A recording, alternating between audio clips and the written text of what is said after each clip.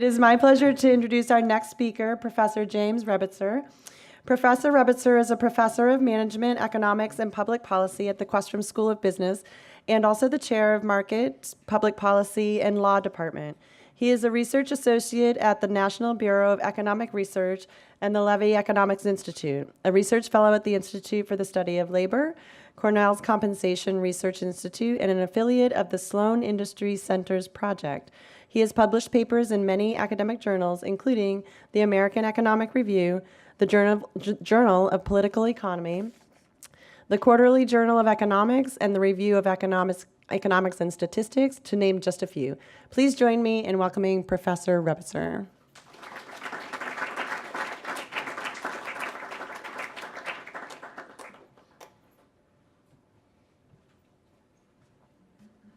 Hey there.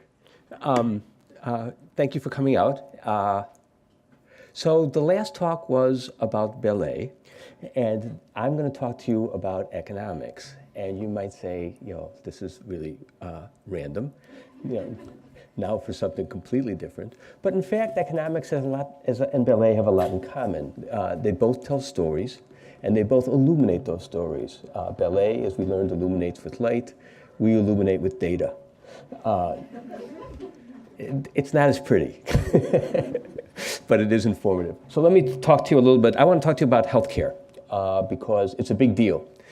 You may not know that because you're young and immortal, but for much of the country, this is one of the biggest, most pressing, and we saw in the last year, if you've been paying attention to policy debates, one of the most contentious political areas is sort of what's going on with healthcare. And I'm not going to tell you everything that's going on in healthcare because we don't have time and you don't have enough money. But we know that was a joke. But I will tell you about one important aspect of the healthcare conundrum. So let's talk here. Wow, what happened? Why did this turn pink? Was that my little joke about lighting? Is there a reason that happened? Oh, there we go. All right. All right, so here's a key fact about the U.S. healthcare system right here in one picture. You see that line. Those are, on the horizontal axis are years, and on the vertical axis is the percent of GDP that's spent on healthcare. And this is for many different countries. The top line, do we have a guess what country that is? Yes. The United States, right? So you'll notice it started mid-60s. It looked like the rest of the world, and it's been going up, very dramatic. This is percent of GDP. This is percent of the income we have that we're spending on healthcare, and it's been going up from around 4% to something close to 17 or 18% of the GDP being spent on healthcare. The rest of the world is going up too. Interesting question why that is, but we've been going up at a much faster rate. The old joke is not really a joke anymore, that the federal government is really a combination of a military and an insurance program. That's actually not so far from where we're evolving. So the question is why? Healthcare costs per se may not be such a big problem, but inefficiency is a really big problem. Waste is something we have to concern about. Why do I say to you that healthcare costs per se may not be such a big problem? And the answer is because as people go richer, as economies go richer, they ought to spend more on healthcare. You buy one car, the second car isn't worth so much. You buy one CD, that's a very dated reference. You buy one electronic device, and the next one is worth a little bit less to you. And you should be, as you grow richer, as countries go richer, they should be spending much more on healthcare, and would not be unreasonable or unexpected in the next 50 years if we end up spending 30% on healthcare. The problem is waste.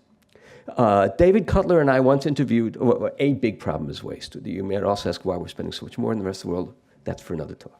So David Cutler and I once interviewed the head of a major hospital system in Boston, and we asked this question. It's a great question. David invented it. He's a senior health guy at Harvard, and he said, if you could deliver health care exactly as you wanted, would costs go up or would they go down, and by how much?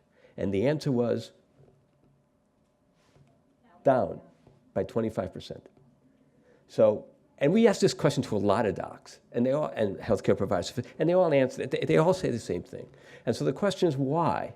And his answer was, we don't think we deliver the care we deliver particularly inefficiently, but we think we're delivering the wrong care.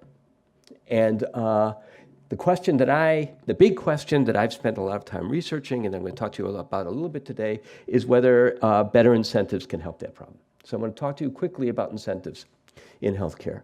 So why incentives? The fundamental reason why you care about incentives in healthcare is because of a problem called moral hazard. What is moral hazard? When people use more healthcare because they have insurance, when the presence of insurance causes people to spend more than they otherwise would on healthcare, that's moral hazard. Hazard can lead to overconsumption. It's like when you go to a bar, right? And everybody agrees, we'll just split the tab, right? And that leads everybody to buy too many drinks. Why is that? Because part of your drinks are going to be paid for by the other people in your group. Insurance disconnects patient usage from the cost of care, and that leads to distortions of decision-making that you don't see elsewhere in the economy. As a result, you can get overconsumption of healthcare. Now, those of you who've been paying attention, all of you, might say to yourself, look, drinks at a bar are not the same as healthcare. People enjoy their drinks, they don't enjoy their colonoscopies, right? And healthcare is not like ordering drinks at a bar. Nobody enjoys a colonoscopy. But nevertheless, there is a lot of evidence that the availability of insurance leads to more spending, and having patients bear more of the costs leads to less spending. Now, we could spend some time whether that spending is good or bad, and we could talk about that in the discussions, but this seems to be a pretty well-established point. Nice little cartoon here. You're responding beautifully. Let's go ahead and see what happens if we increase your deductible. A deductible, by the way, is the amount of care that you are responsible for as opposed to your insurance. It's one form of that. And so one movement that you often associate with the Republican side of the aisle in healthcare reform is to have patients have more skin in the game.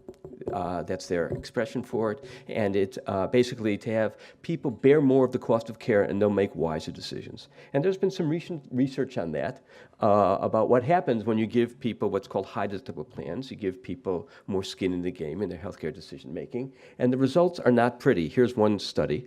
A large firm paying very high wages switched from near 100% insurance coverage to a high deductible plan that covered 78% of average expenditures. What do you think happened to cost? Did they go up or go down? People paying more of their care, people spent a lot less. See on the right side of that line right there. Okay. But, that sounds like good news if you want to control costs, but the evidence suggests that people cut back on care, but they cut back in the stupidest possible way. They have no idea, they didn't know how to shop for care, they didn't know how to shop for better prices, even though they were given shopping tools. They couldn't distinguish between high-value care and high-value preventative care and low-value care. They just stopped spending. And these were highly educated, high-wage employees, right? These are not people who you wouldn't expect couldn't master some of this stuff. So there's a lot of reason to believe that, yes, if you give consumers a lot of incentive to control costs, they'll do it, but they won't do it in the way that you want. So I'm going to skip this slide because I just told you everything in it. So the question is, why not place incentives on physicians who know much more than their patients and who can make better judgments on behalf of their patients? So give physicians incentives, have them bear some of the cost of this care in some form. And this is a nice cartoon. The patient has a rare form of medical insurance. This is Grand Rounds, and they're pondering. So do physicians respond to financial incentives is the next question one can ask.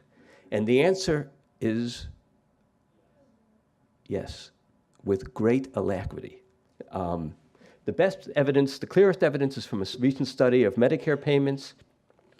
Medicare did this thing, it consolidated regions, and as a part of that, it sort of accidentally raised prices in some regions and lowered them in others in ways that were kind of haphazard, almost like an experiment.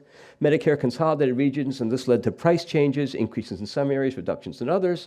On average, a 2% increase in payment rates led to a 3% increase in care provided by doctors. These are highly trained professionals with your interests at heart. Nevertheless, they responded exactly the way you would expect a shoe salesman to respond. The response was biggest, fortunately, in elective services, right? Things like cataract removal, colonoscopies, back pain. And there wasn't much response in the things you'd really worry about, oncology and dialysis, where people's lives, could really die. But docs responded to increased incentives by providing more stuff. So the question is, can we figure out how to do physician incentives in a way that make people less like people sharing a bar tab at a bar?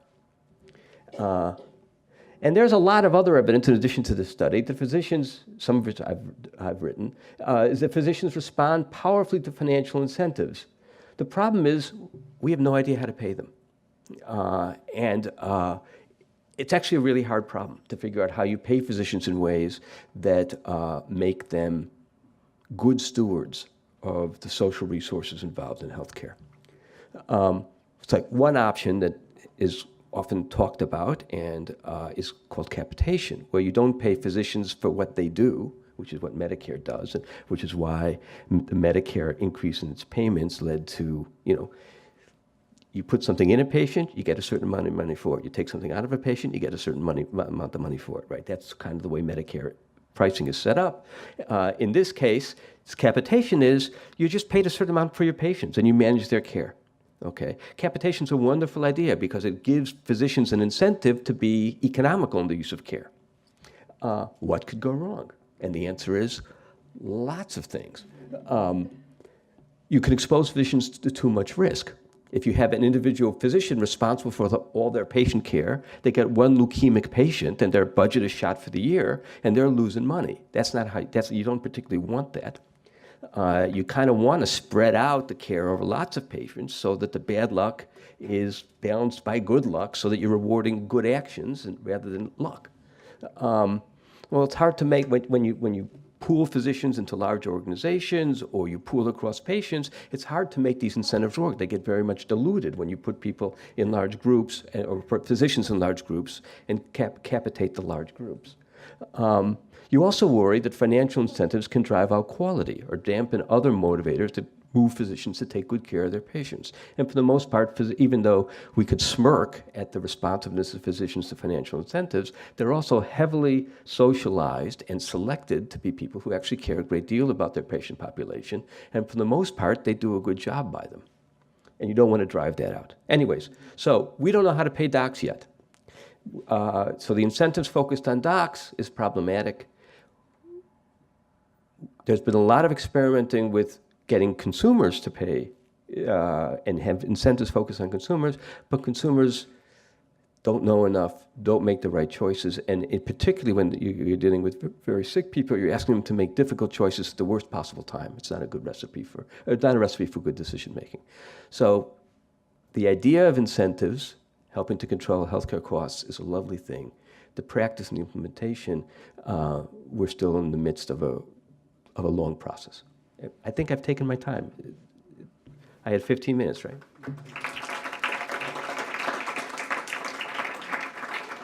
This is the Honors College, right? Okay, so I understand that means some of you actually like to read, right? So those of you who are interested in reading more about this stuff, here are some references. Okay? Thank you. Questions? Yeah. Sorry. Oh, sorry. I'm sorry. You're going around with. I'm not calling on people. Okay, She's calling on people. Thank you. This is good. Okay, sweet. So I noticed in that graph you had obviously the U.S. had the highest GDP spent on healthcare. How did you do any research into, or did you, I guess, read about any research? How does the U.S. compare to more socialized countries, so like Britain with its NHS?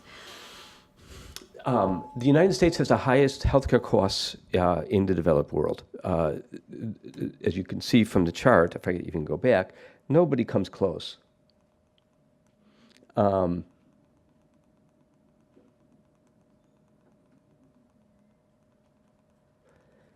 gosh, this is boring. Oh, here we go. As you can see from the chart, nobody comes close, right? These are all countries, some of which have more socialized systems, some have less socialized systems, and they're all kind of moving in lockstep. And the U.S. is sort of an outlier, even though they're all trending up, and everybody is spending more money on healthcare, and they will. So the questions.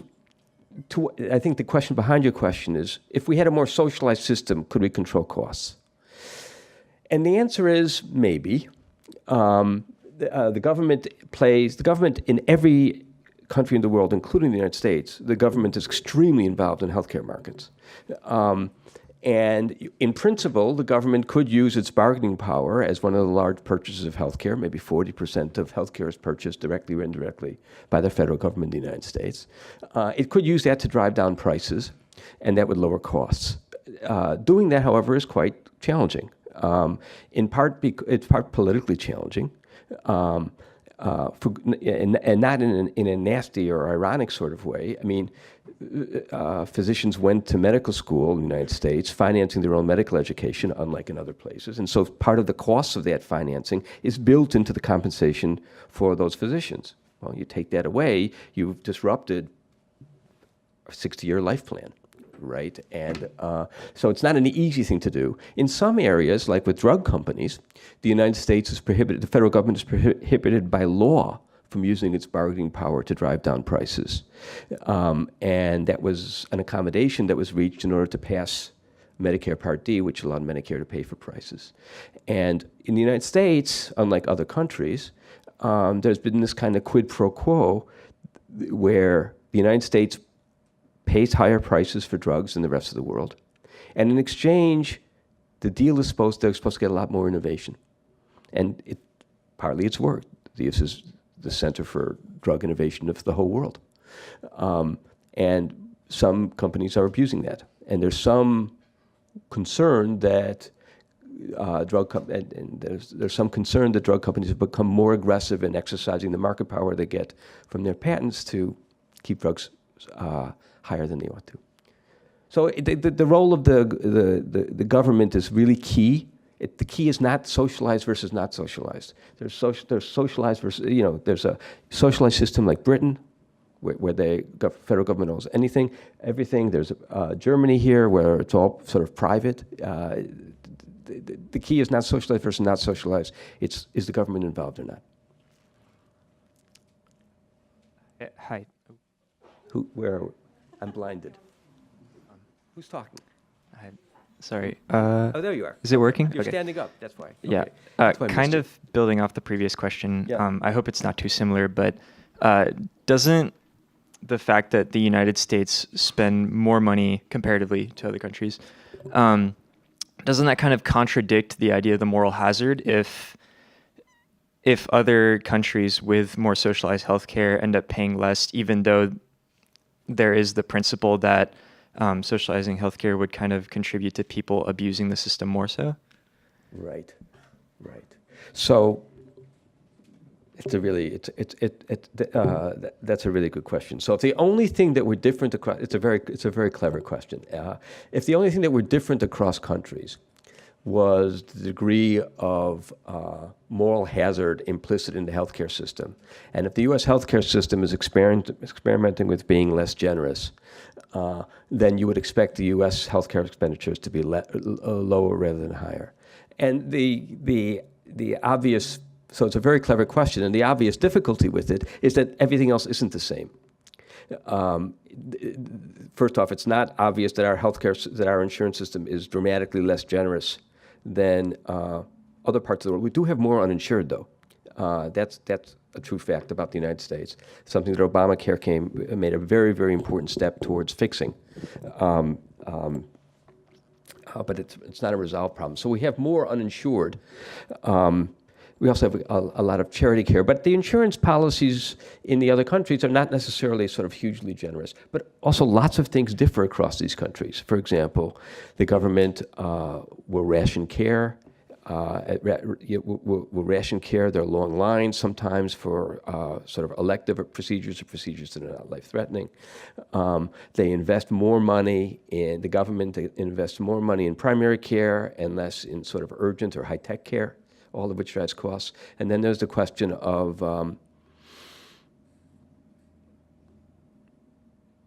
medical schools and the compensation of physicians that I touched on earlier. So lots of things are different across these countries. So you can't explain the cross-country differences simply by moral hazard. You need moral hazard, though, to make the case that incentives matter. Yeah. Hello. Yeah. My name is Barbara. Sort of a rhetorical question. Is it that the richer a country is, the more they should spend on healthcare, or the more a country spends on healthcare, the richer it would be? For example, you look at Cuba, not a rich island by any means, but very much rich in healthcare. Well, that's an interesting question. What I was explaining to you before was that it's a natural evolution of an economy as it becomes wealthier, that it would spend less on other things and more on healthcare. And for the reasons that I described, that the value of things diminishes the more you have them, and the value of life, in fact, goes up. Because you got more stuff to play with, so you want to live longer. There's also a kind of funny feedback in healthcare, which is in other commodities, the more you have, as I said, people want to pay less for it. In the context of healthcare, the more you have, the more you want more healthcare.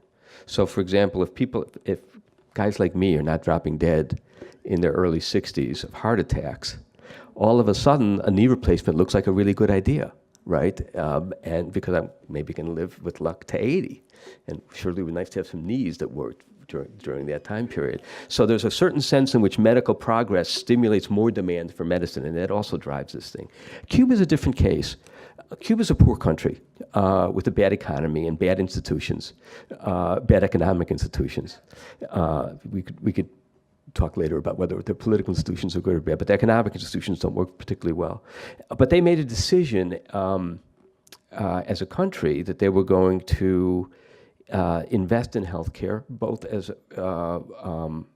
an export good. They were going to export their physician services overseas, and also as a tool of foreign policy, that they could, for example, when you have this crisis in the Caribbean because of the hurricanes, they could start sending doctors, right? This is a way that they can establish relationships and ties with other countries in the region. So this is not a, it's an the high level of medical education in Cuba is an artifact of a decision on the part of the government to increase that sector. It's much larger than it would be under sort of normal circumstances.